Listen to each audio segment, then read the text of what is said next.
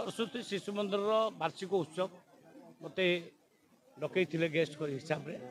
मोर सौभाग्य जे मुझे ये वार्षिक उत्सव रे योगदान नेली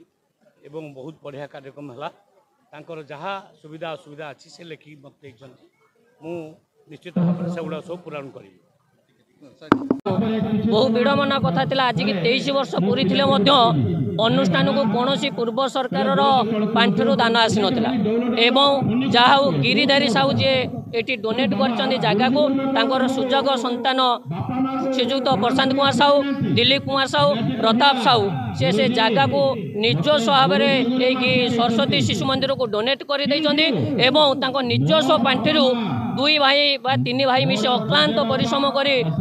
घर निर्माण कर मंदार ग्राम पंचायतर एवं पाखापाख पंचायतर पुण्य छात्र छात्री मानक एवं आज ये वार्षिक उत्सव बहुत आनंदित